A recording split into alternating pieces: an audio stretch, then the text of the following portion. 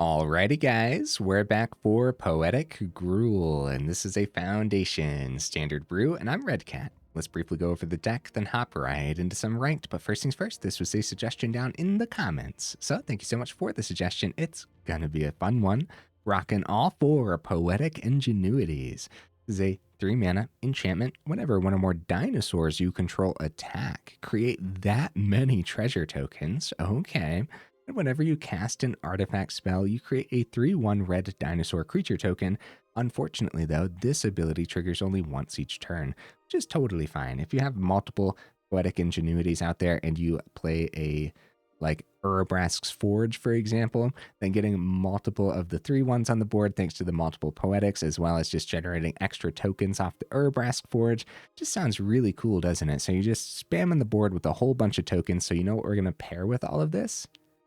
Doubling Season. Yes, 5-mana enchantment. We got 3 of them in here.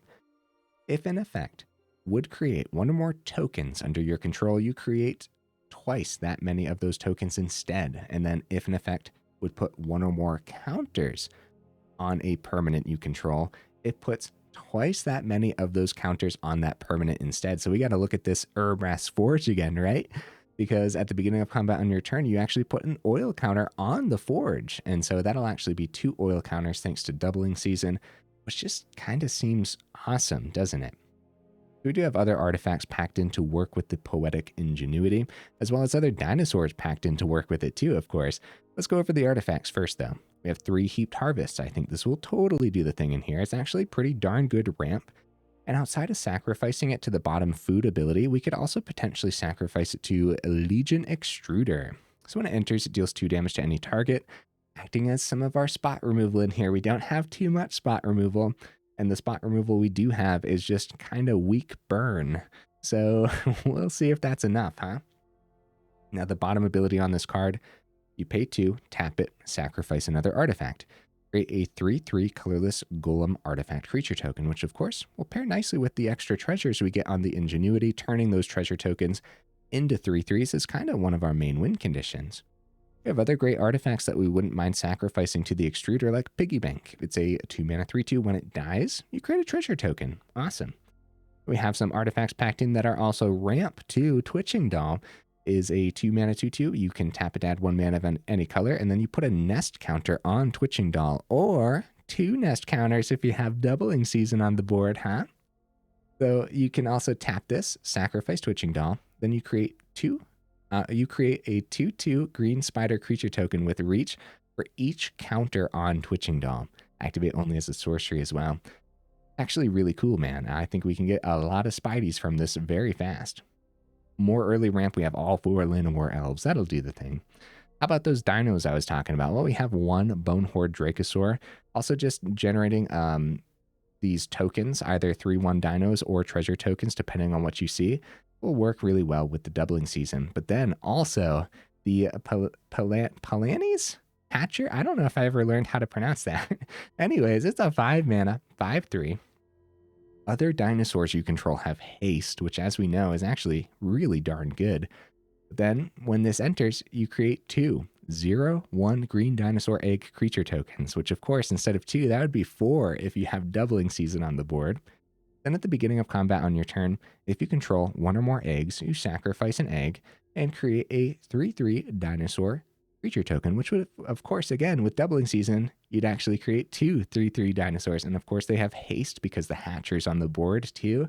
Just like really neat, isn't it?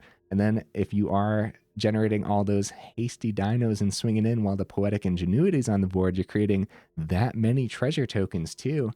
All those extra treasure tokens you can turn into golems with the Extruder, which of course would be multiple golems if you have Doubling Season on the board. Man, there's a lot of really neat synergies in here, huh? The top end dinos, we actually have 3 Trumpeting Carnosaurs. Got to do some rearranging because, again, not too much removal in here. Bottom ability is going to be activated way more often than you would hope because, of course, we'd much rather just play this as an awesome 6-mana dino. When it enters, you discover 5. Let's hope you discover a Doubling Season, right? We have a couple of Vaultborn Tyrants here on the top end. It's just a very good value dinosaur, gaining us some life back once we actually ramp into it. Going to be essential since, again, we're not removing too many of the opponent's creatures. gain that life back. That's going to be important. And also not too much card draw packed in too. Okay, guys, the mana base. Opting for early land, we got Copperline Gorge, Karplusan Forest, hopefully not doing too much damage to us. We actually have a Bleeding Woods packed into. That just means that I think that the mana base is actually going to be pretty darn greedy. Not too greedy, though, that I didn't opt for some utility lands. Mirrex also helping us mana fix for at least one turn. Mirrex making the cut as a 2-of, generates artifacts. We can sacrifice 2 Extruder, but then also tokens just in general, right? And then Fountainport making the cut as a 1-of, 2, not a 2-of, because again, I do think it's going to be relatively greedy. Okay, honorable mentions. Candy Trail almost made the cut. Ancient Cornucopia could have been cool. Skullport Nexus on the top end could have been awesome. Restless Ridgeline almost made the cut in the mana base, as well as Mycosynth Gardens. Woo, buddy, I do my dandiest to save the more in-depth discussion for the end of the video. In the meantime, though, let's go ahead and take this into some ranked and see how we do.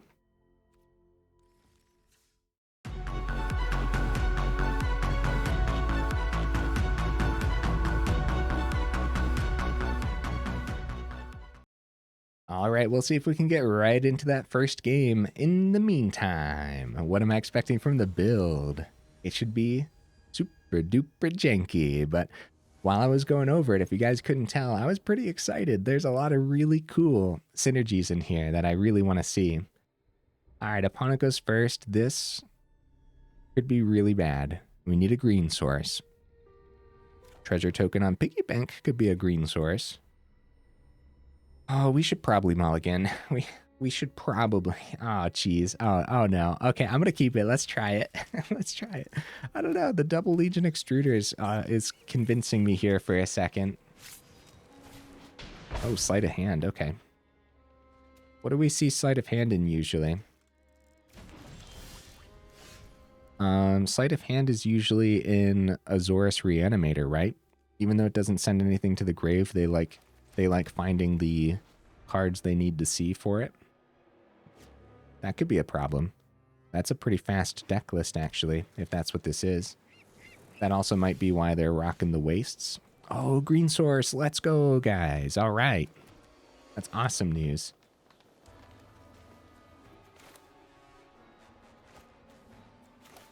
Really don't want them to counter the Piggy Bank, but if it is a counter on Piggy Bank, I guess that's fine. Like, it's not too bad, right? Phantom Interference is also a card we see in the Azorius Reanimators. Third mana. All right, they pass it back. That's good news, at least, I guess, maybe. That also might just mean another counter spell is open. Do we run right into it? Yes.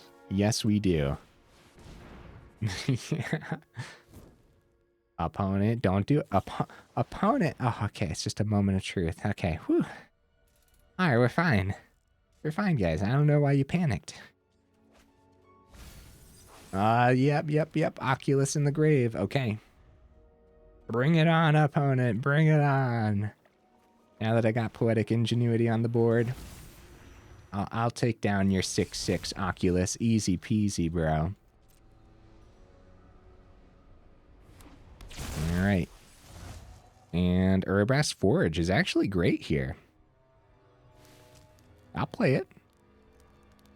They let the Ingenuity land last turn. My assumption then is either they decided Moment of Truth was more important to set up for the recommission, or they don't have the counterspell. I guess we'll go Forge, get a 3/1. 3/1 doesn't have haste.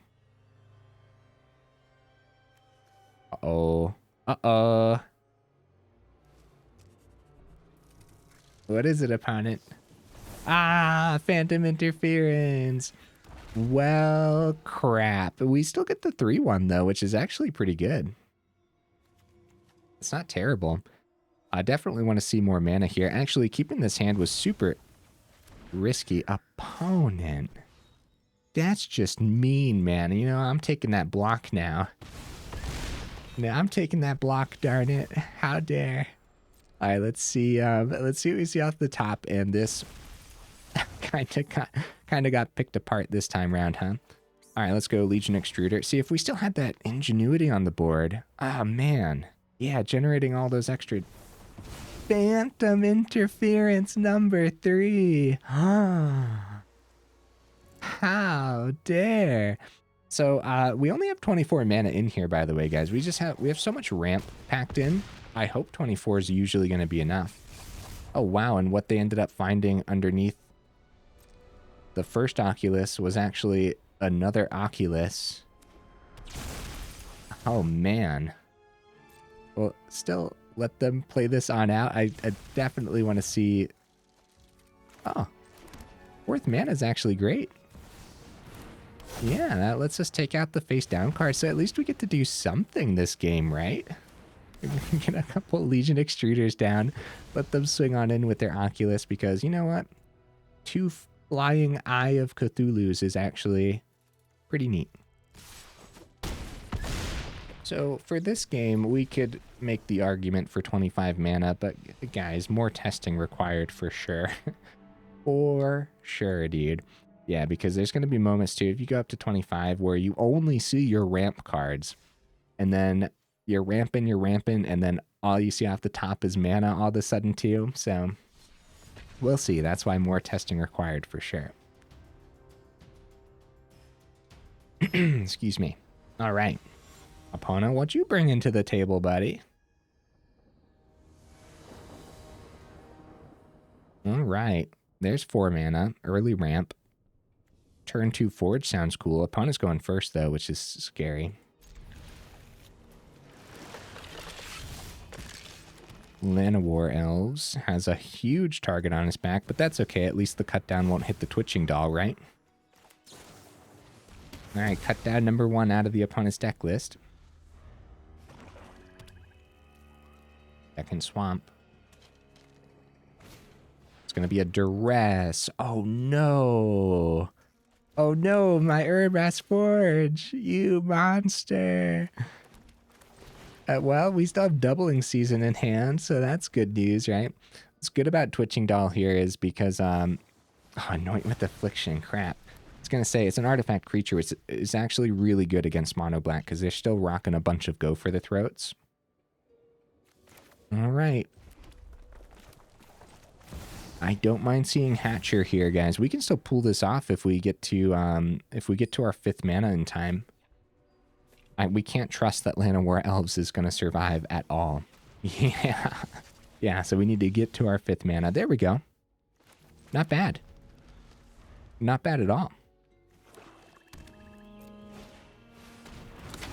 Going right into the Unholy Annex. Right.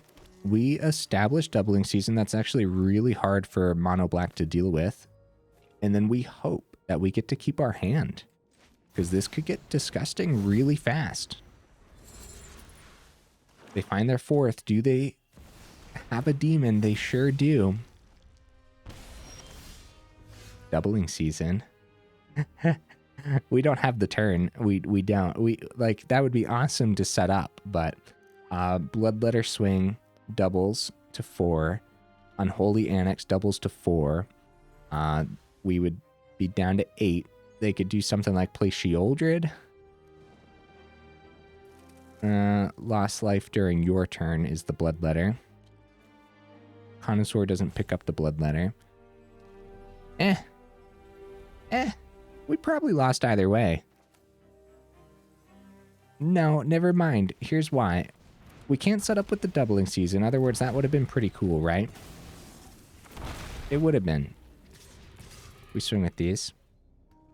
They can block 1. We get 3 through. The reason we set up with Hatcher, though, is because we could see mana off the top. Carnosaur discovers 5.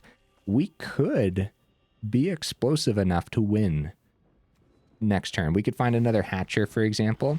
It's going to be a Sheoldred. Holy cow, dude. Holy cow. All right, we're going back up to 21 here. Come on, mana. It's not mana. No. Down to 6, and nothing hits their creatures. The doubling season is the play. Actually really neat. It is. It's really, really cool. Full swing. They gained 4 off the Shieldred though, so we have 6. We have 18 damage coming through with the 3/3s. So they can block a 3/3 and take 20 damage here, down to 1 successfully. So I'd say we got a little unlucky here, guys. But this is very much the path of mono black. This is not going to be unheard of at all. Like this exact lineup, and for it to be so clean. So we can't, yeah, good game. I hope they enjoyed our deck list at the very least. So if we would have established, that's tough. If we saw the mana, the best thing we could have seen off the Carnosaur would have been another Hatcher. So there was a small chance, but also just establishing the other doubling season was really good. So if they missed the shielded life gain, we would have won too. So everything had to line up pretty well. But again, it's not like we got unlucky there. That is just how things line up with mono black sometimes. It is that consistent. So, and that's how we have to gauge games against like mono red too. Like we can't just say we got unlucky because they played a monstrous rage. Like they got 59 monstrous rages packed in to their 60 card deck list, guys. Oh, triple. What is this hand? I gotta try it, dude. I got to. Man, we lost 2 in a row, though. I should mulligan. I'm sorry. Forgive me. We have to try it. Oh, man. At this point, we might as well really lean into the janky side of things. Who knows? Maybe triple ingenuities will actually really work out here. What I really liked about that last game too, just showcasing the explosiveness of the top end. It's pretty awesome. That was pretty awesome. Yeah, if they missed any amount of life gain, that would have been our game. That's kind of crazy to think about, you know? Not bad draws at all. And these enchantments should be pretty hard for Rakdos to deal with.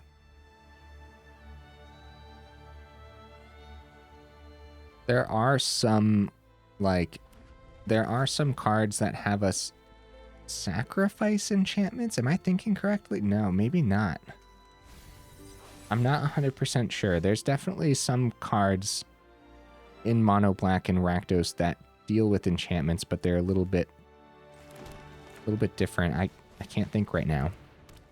Oh, there was one that destroys like a creature or enchantment, but then they have to take damage equal to its mana value or something.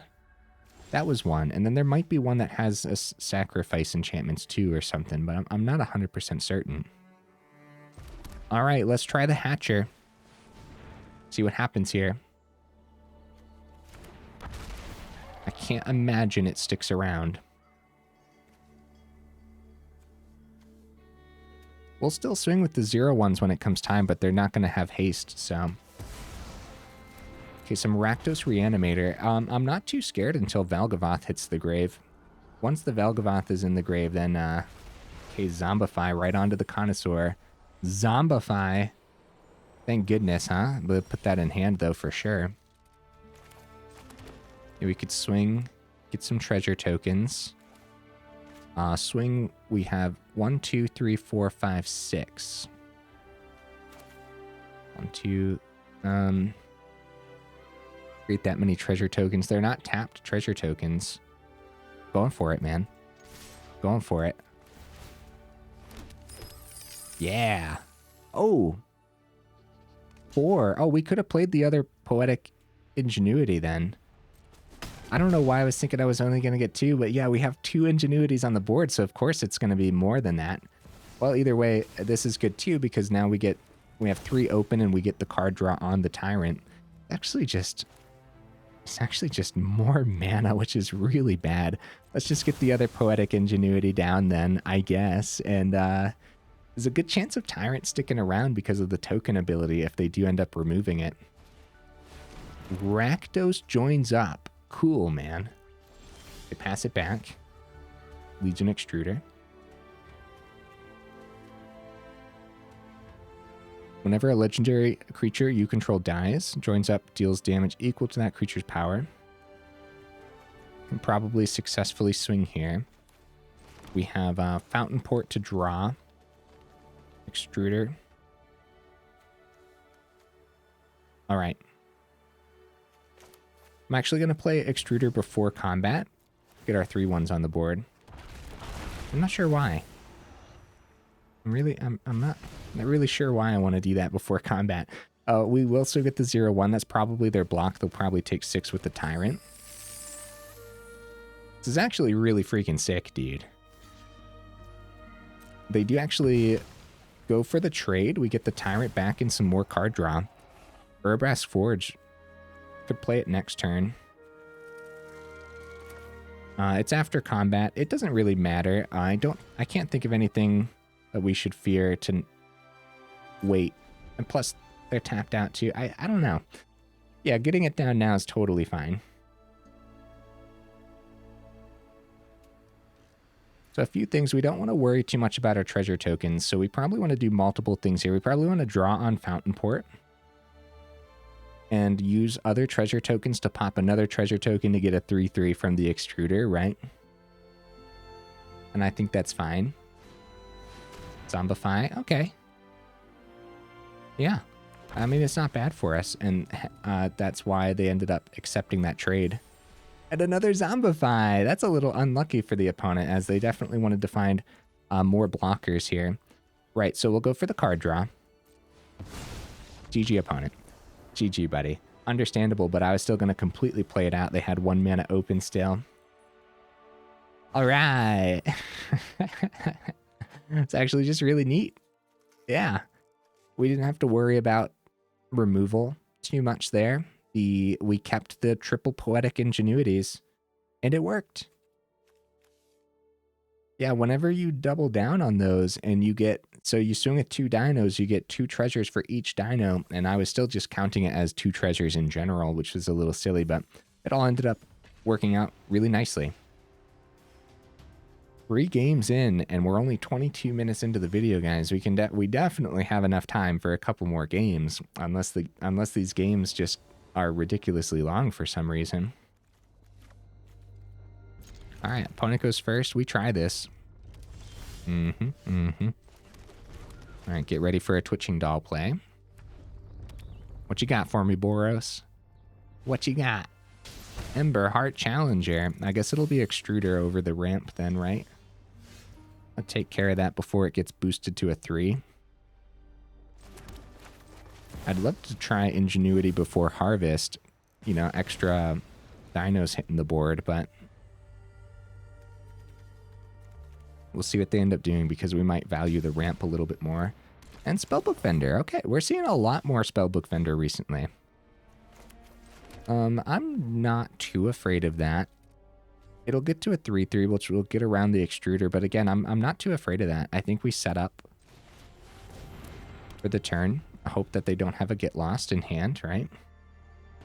Because mana, Get Lost the Ingenuity, and boost the Vendor to a 3/3 is super deadly for us because we're relying on our 3/1s. They're going to boost this well and beyond what we're able to take care of anyways outside of chump blocking. That's a good swing, man. That's a really good swing. Double Ethereal Armors brings us down to 9, puts us on that clock. We'll have a chump blocker. But that's pretty much that. Without seeing mana off the top, we can't double down on Twitching Doll or something, but Twitching Doll still might be the play. That way, if they do find removal, we'll still have another chump blocker anyways. But ramping seems a little bit better to me. I say we're in danger either way, guys. They got removal, they got removal. We'll just go for it. If we're in danger either way, then sometimes taking the risk works out. And we definitely need some mana here. Feather of Flight, it doesn't matter. They got it in the air. Hey, good game. So best path forward was earlier, guys, cleaning up their creature when we had the chance over the Ingenuity. So just get the extruder down and we might have survived there. So kind of sort of my fault, but at the same time, we can't always predict that the opponent has what they need to clean the game up in 2 turns, right? I guess against Boros aggro, though, we can kind of assume. I wasn't scared of that vendor, but the opponent made me very afraid of that vendor in no time, huh? And Feather of Flight isn't the only evasion that those deck lists run, too. They also rock Demonic Ruckus, which gives Menace. And Menace also would have gotten around our 3-1. So to get around the Menace, then, of course, Twitching Doll would have been the play to get the 3-1. But realistically, it was just earlier. Remove the vendor while we had the chance to survive longer. And then, honestly, at that point, setting up after they lost their creatures with Ingenuity could have been pretty good. All right. Twitching Doll on turn 2 is not terrible. And again, we'll try to set up with Ingenuity then, too. All right, Twitching Doll. It's always nice to see that when we're up against a little bit of a slower deck list, right? Land coming out tapped, we can kind of take a breath for a second.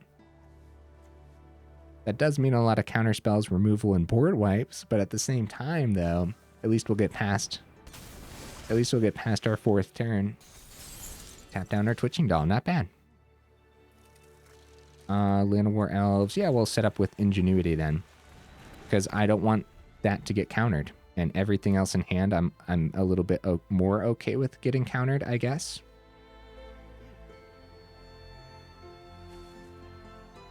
Yeah, they wanted to do the Drowner on their turn. In other words, we could have tapped this at instant speed for mana on our turn and still ramped successfully with it. They tapped it down to make sure we lost the ramp. You guys were wondering why they didn't utilize the flash.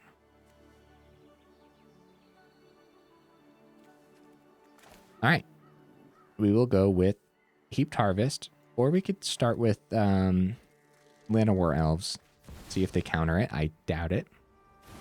It lands, and then we'll try, well, yeah, Heaped Harvest. I don't want the Forge to get countered, especially against control.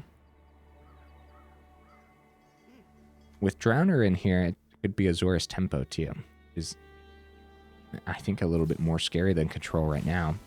No more lies. Get a 3-1.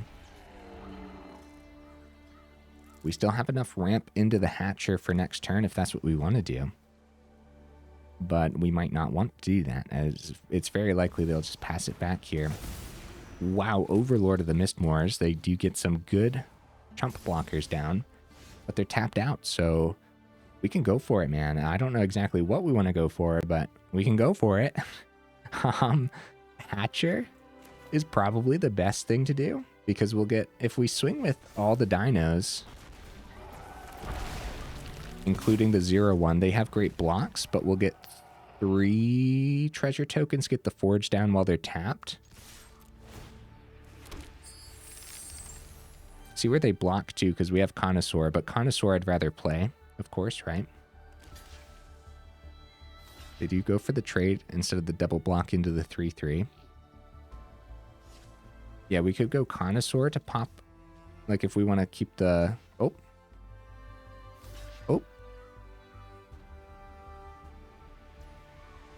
Okay.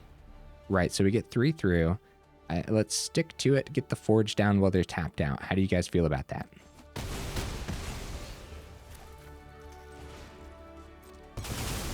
It's a little awkward because it doesn't get a counter, but it works out because of how we ramped with the treasure tokens, right? And then, yeah, getting all that down while they're tapped is just super huge. They go for the swing. Here comes board wipe number 1, guys. It's a Day of Judgment. At least it wasn't a Sunfall. That would have been a really good Sunfall turn for the opponent.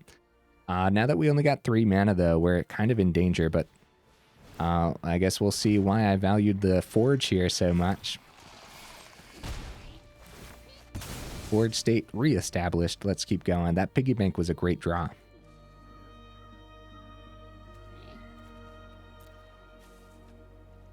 Overlord's going to be a problem here in no time, guys. We got to go a little bit faster. Llanowar Elves. Not that great, right? We'll still try it, but going right into another board wipe could be really bad. Another artifact would have been preferable, actually, but that depends. They tap down our Piggy Bank, probably. No, they tap down our Dino so we can't ramp. That's a much better idea, opponent. We'll go for the swing, because the trade into Piggy Bank is actually great for us when we don't have much mana. So we do get a treasure token, which is good. It's not casting, though, so it's not like we get anything extra off the Poetic Ingenuity, but still. I'll go for the Llanowar Elves. It's a little sketchy, especially when, I guess, potentially we could have sacrificed the token to draw off the Fountainport. We could still do that if we want to lose the treasure token, which I don't want to do. All right, yeah, a lot of things to think about here, guys, for real. I want to keep the treasure token. What we could have done was kept the Llanowar Elves back in hand, paid the 2 over here to draw off of the token from the forge.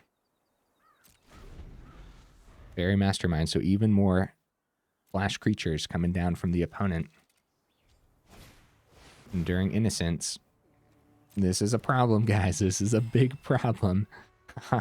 Like, Overlord is the biggest issue, but we'll see. We'll see what we're able to take care of here. Dracosaur doesn't have trample, so the extra flyers in the air is going to be a big problem too. All right, more mana. I don't mind seeing it. That's actually enough mana. That's 6 total with the Llanowar Elves. We can play Carnosaur. Carnosaur over Dracosaur, I guess. We do this before combat. It could affect combat. For example, discovering another forge or something.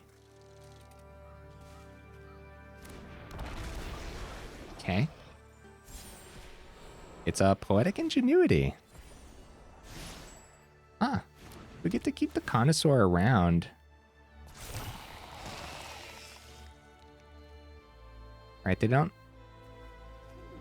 they could trade into the Innocence, but I'm pretty sure they just block with the Overlord. Trading into the Enduring Innocence would be life gain, but yeah, it's just a block with the Overlord, because they can just swing with Innocence next turn if they're concerned about the life gain. Another Fairy Mastermind, too. Wow, guys, though, they get a card draw here off the Enduring Innocence. They still have 3 cards in hand after all of this. The swing off the Overlord is very likely, and at this point, we're going to have to block because they have 12 on the board. Oh, or they could just remove the Carnosaur. They don't, luckily, right? That could have been really bad. And draw off the Innocence thanks to the Overlord's ability. We could block the Innocence, keep the Carnosaur around. Bloodpit Drowner actually taps the Carnosaur. We're dead. Dude, good game, opponent. That deck list picked us apart, man. I'm impressed. It was Azorius. I would call that Azorius Tempo. I wouldn't call that Azorius Control. Right? Azorius Tempo. That was a lot of flash. The flash creatures were terrifying. The extra card draw off the Innocence. Like, their choice card draw being Enduring Innocence tells us all we need to know. Day of Judgment is probably their board wipe of choice over Sunfall, thanks to the Innocence. That doesn't mean that they're not rocking Sunfall in there, though, as at least a couple of them. Yeah, dude, wow. All right, the deck list is performing to my expectations. However, I do think it deserves more wins. We're going to try one more game. We're going to try to end on a high note, too. But overall, whoop, buddy, is it super janky and getting very picked apart right now by the meta, too, unfortunately. It might just be how it is right now, but overall, I'm just also pretty positive that it's super duper janky. It's cool, though. It is neat. Opponent goes first. That's not good news, man. But I think the hand is keepable. So far, too, I can't believe it, man. We have so much ramp packed in, but we probably want 25 mana. That's what it feels like right now, at least. especially when a lot of our ramp is actually tied to creatures and creatures just don't survive. For example, goodbye, Llanowar Elves. Oh, Llanowar Elves, you're alive. Come on, Llanowar Elves. You can do this. You can survive. Come on. Come on. You got this, little buddy. No, Llanowar Elves. Why? Oh, man. So since so much of our ramp is tied to our creatures, we probably need more mana since this is such a top-heavy build. And, like, we are in desperate need of seeing our 5th mana. And if we're not ramping into it successfully, well, then we're in danger. Speaking of ramping into it successfully, Twitching Doll is alive. Huh. Right. Well, Unstoppable Slasher is in fact unstoppable with this current hand. I guess we'll establish the Legion Extruder since it doesn't affect anything else right now. But yeah, a little awkward. I guess we'll pass it back. We don't want to pop the Twitching Doll to the Extruder for a 3/3. The 3/3 could block the Slasher, but then we lose our ramp into our turn 5. Unholy Annex coming down. We just take a ton of damage and hope that will be okay. Ow. Down to 8. All right. Like I always say, right? It's all risky. At some point in the game, it's all risky. Also, our Bleeding Woods is now just really good mana, so I mean, that's good at least, right? So, doubling season, huh? There's a chance we don't die next turn, guys. Right? We take 2, then we go down to 3, then take 2 from the Annex if they drop a demon, unless the demon's just gonna combo with the Slasher anyways, in which case the Hatcher would be a little bit better, so we have multiple blockers on the board, but then our doubling season is much, much worse too. I guess we'll opt for survival and just hope. Right? I'd love to set up with the doubling season, but if we have a chance of surviving 1 extra turn, then that's what we should do. Especially since there's also a chance that we could get doubling season down and then activate the Twitching Doll ability. They do find their demon, guys. They find their demon, easy peasy. It's a good flyer in the air, but Twitching Doll, the tokens help us get reach. Yeah, but we're going to die to the Unholy Annex anyways. And look at this, guys. I was talking about 25 mana, but now this is way too much land. But we're using it all, so I mean, that's something. That is something at least.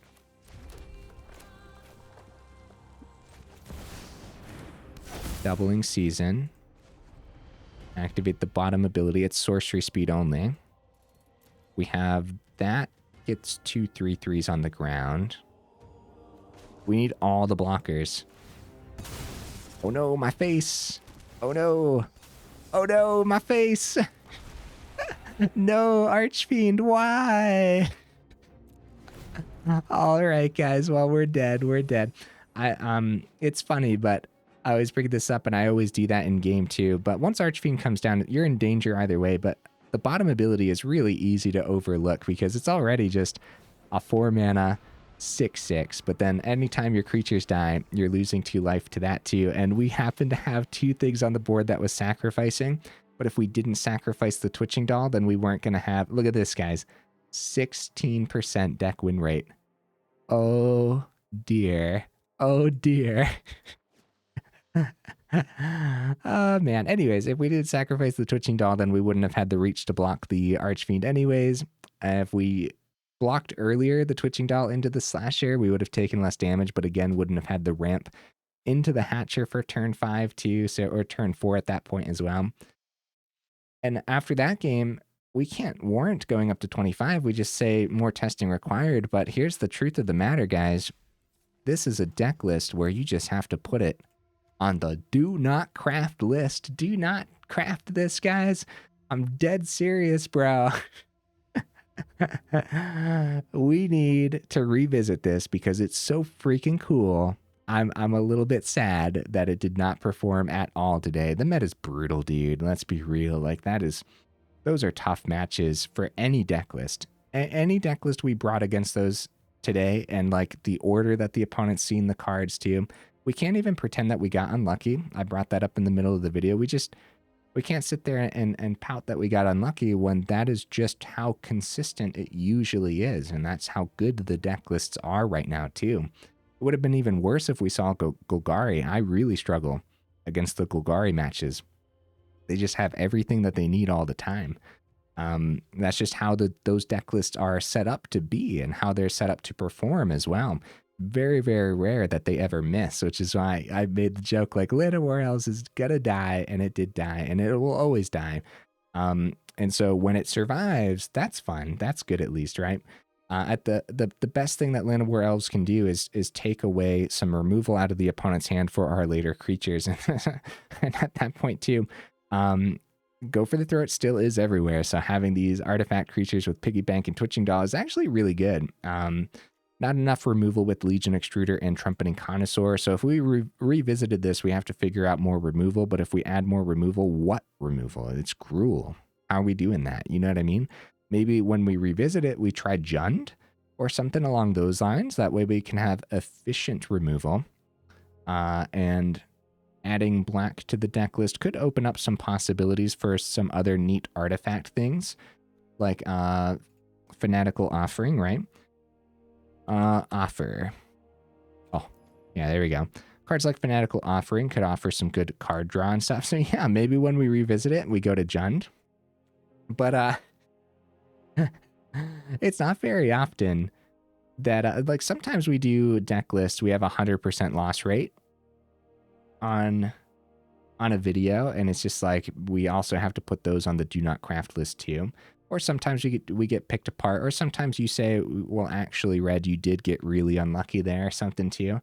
It's just right now, and with this deck list and with those games in particular, I don't feel like we got unlucky, but at the same time, the deck list is so freaking cool that I can't just completely say like, oh, it's trash, because there's so many cool synergies in here that we could pull off pretty effectively. As a matter of fact, so effectively, it really just takes the opponent missing one thing in one turn, and then all of a sudden we explode on the next turn. You know what I mean? So that is neat, but how often is that going to happen? The opponent missing the one thing on the one turn. So we didn't get unlucky, but we definitely didn't get lucky. There we go. That's what I'm going with. The triple hatchers was cool, the triple doubling season, because yeah, you want to see both of these, but if you see too many of them, too many of either one, that being said too, if you see too many doubling seasons, you want to see it though. Going down to 2 doubling seasons is a possibility, but this is a card that you really want to see in this deck list, especially with the Urabrask Forge. Doesn't have to be Jund, it could be Naya too. Naya opens the possibility for a whole bunch of just really efficient white cards that remove things really well too, and board wipes too, right? Really efficient board wipes. However, not as many artifact synergies at that point too. What about dinos in white or black? Dino. There's this one that got reprinted, right? Flying, Double Strike, Vigilance, Trample, Indestructible, but 8 mana is pretty steep for what this deck list is trying to do. Even with the ramp, guys, again, ramping with just the creatures is pretty hard to do. What about the, there's not a lot of great dino options that utilize swamps, huh? Unless there's some over here. Oh, see, Galta? Galta could be cool on the top end. This Galta and Maverin, I mean.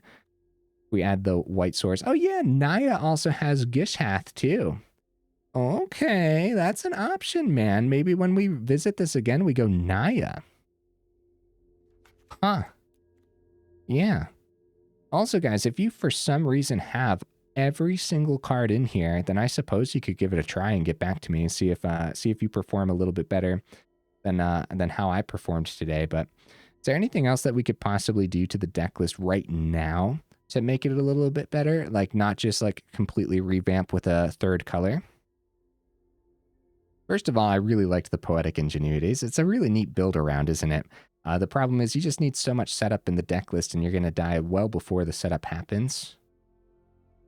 So many neat things happening in here, though. I'm crushed, guys. It's just so cool. I'm looking at the deck list right now. Just like, it's just so neat, man. It's so neat. So more early removal, but what removal is the question? Some bargaining. Even more removal in the early game. Bargain, torch the tower or something, right? Because you can bargain away your artifacts or your treasure tokens to get the 3 damage through, and the scry as well. The exile is really good. If you're seeing a lot of like Heartfire heroes, torch the tower could be good early on. What are you dropping though? Seriously, man, what are you dropping for it? I have no idea. I really don't.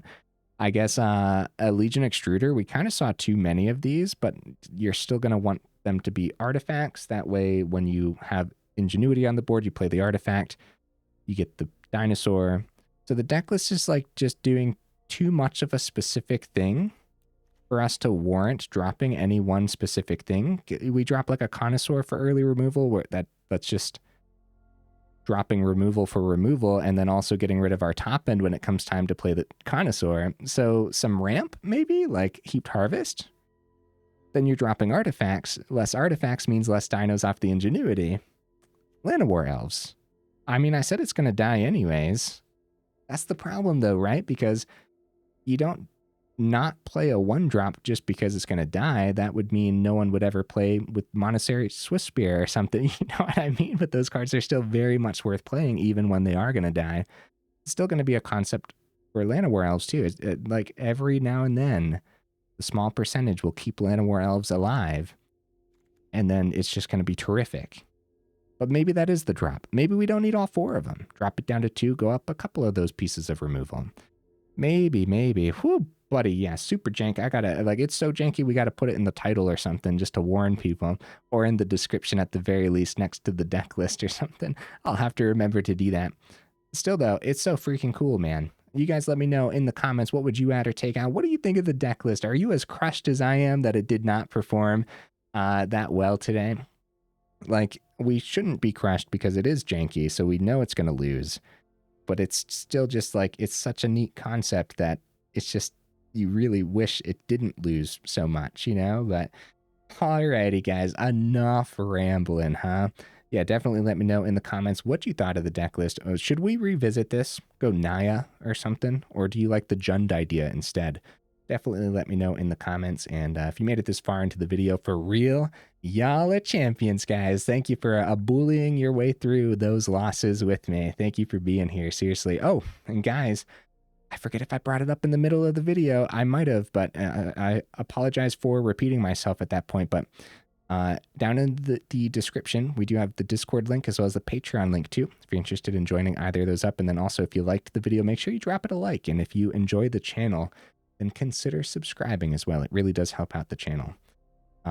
Anyways, thank you guys, and I will see you in the next video.